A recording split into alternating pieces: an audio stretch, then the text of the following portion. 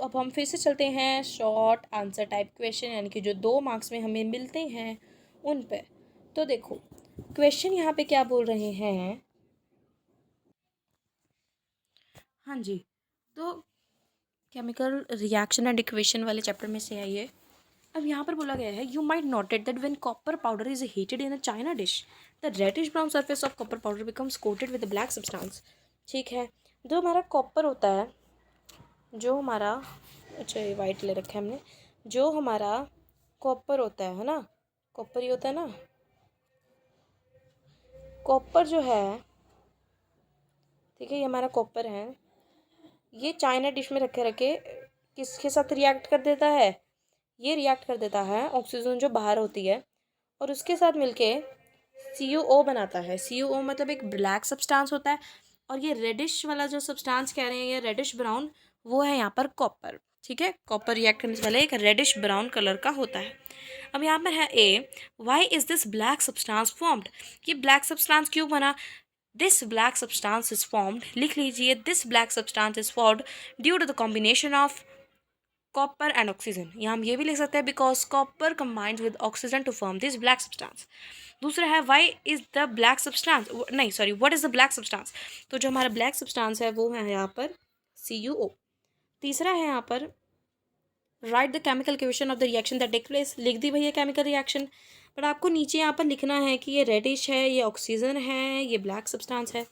How can the black coating of the surfaces be turned reddish brown. देखो अब ये कह रहे हैं कि हम इसे दोबारा रेडिश ब्राउन कैसे बना सकते हैं, डिकम्पोजिशन करके। ठीक है, CuO को इतनी हीट डाल दो कि ये बेचारा इससे अलग हो जाए। ठीक है, तो ये है हमारे पास आंसर। अब आगे है question number 2, define combination reaction and give one example of this combination reaction which is an also exothermic reaction.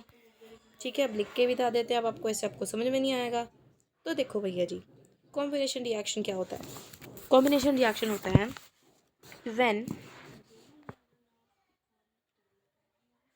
To और more reactants.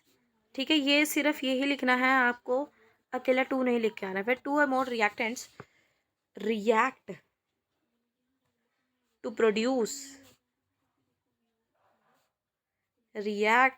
Produce one product only, सिर्फ एक ही प्रोडक्ट बनाए।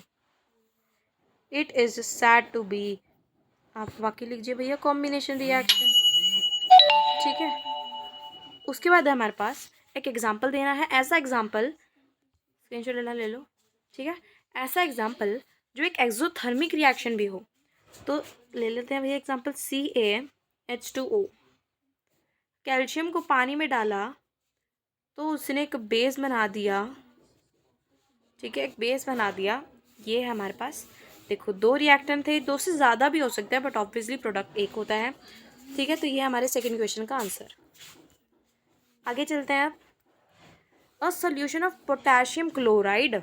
अच्छा जी, पोटेशियम क्लोराइड को जब हमने सिल्वर नाइट्रेट के साथ मिक्स कर दिया, एक इनसॉल्युबल वाइट प्रेसिपिटेट बना, वाइट सब्सटेंसेस फॉर्म्ड। इनसॉल्युबल है तो भैया अब जान लो क्या प्रेसिपिटेट है। Let the chemical reaction involve and also mention the type of reaction. देखो क्या क्या है हमारे पास, एक तो हमारे पास यहाँ पर है सिल्वर नाइट्रेट NO3 है ना, और है हमारे पास पोटेशियम क्लोराइड। ठीक है, तो देखते हैं हम, पहले हम रिएक्शन लिख लेते हैं।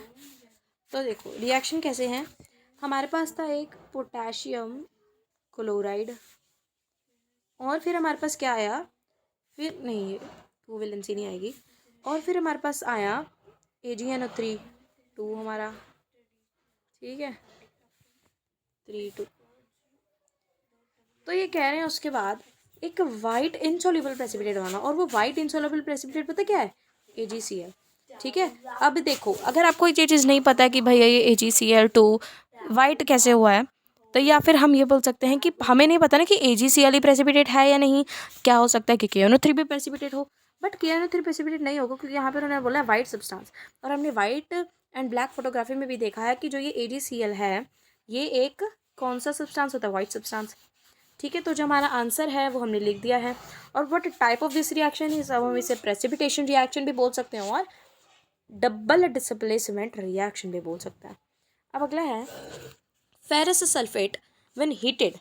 Ferrous sulfate when heated decomposes with evolution of gas having a characteristic odor of burning sulfur.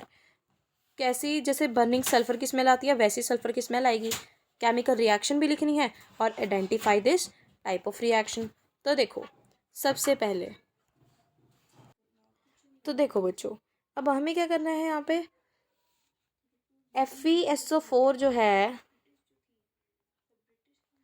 उसको जब हम तोड़ते हैं तब हमारे पास तोड़ते हैं मतलब हीट देते हैं ऑब्वियसली।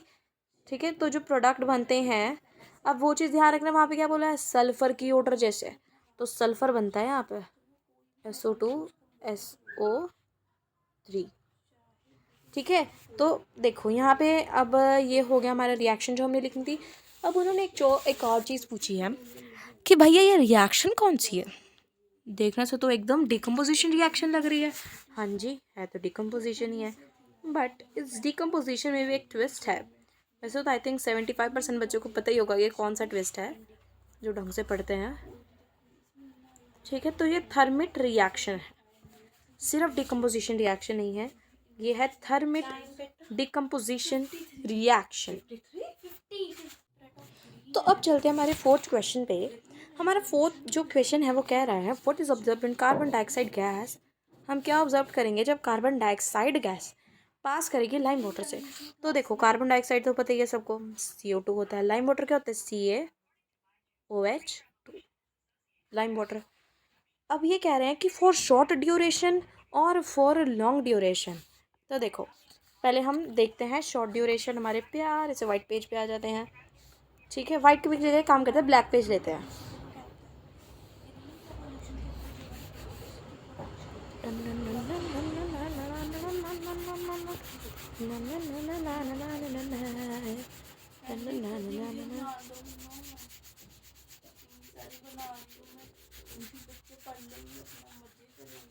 मजे कराने तो ने मजे कराने हैं तन्ना। क्योंकि आई थिंक इस टाइम पर ना यही जो फेमस वीडियो होंगे कि सैम्पल पेपर एक्स्ट्रा क्वेश्चंस वही होंगे इस करके ब्रो।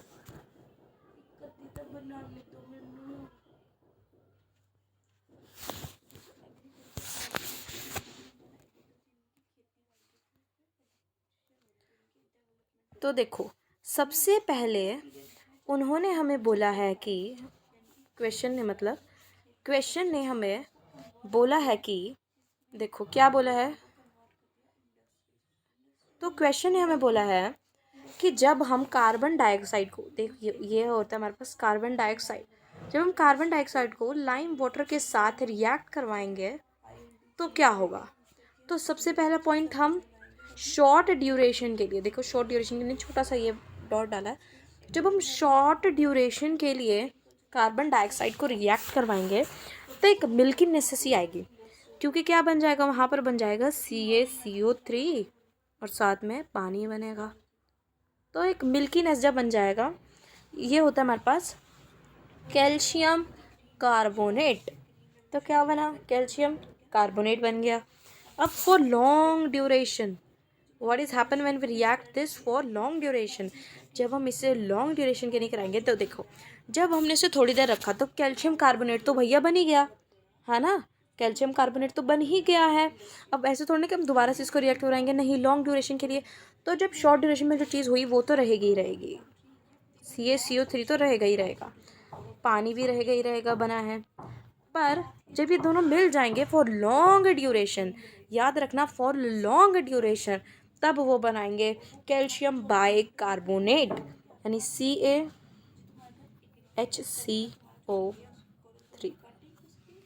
ठीक है, CaHCO3 कैल्शियम कार्बोनेट बनाएंगे। ठीक है, तो क्वेश्चन अच्छे से क्लियर हो गया। शॉर्ट ड्यूरेशन के लिए वो एक मिल्कीनेस आ जाएगी CaCO3 में, और लॉन्ग ड्यूरेशन के लिए वो कैल्शियम बाई कार्बोनेट लिख सकते हैं, हम कला कार्बोनेट भी लिख सकते हैं, नहीं सॉरी कैल्शियम बाई कार्बोनेट, हाँ जी कैल्शियम हाइड्रोजन कार्बोनेट या कैल्शियम बाई कार्बोनेट बोल सकते हैं उसे। ठीक है, ये बनाएंगे। अब अगला क्वेश्चन है हमारे पास, lead nitrate solution is as added to a test tube containing potassium iodide. कितनी बार कर चुके हैं वैसे ये, फिर भी कर लेते हैं।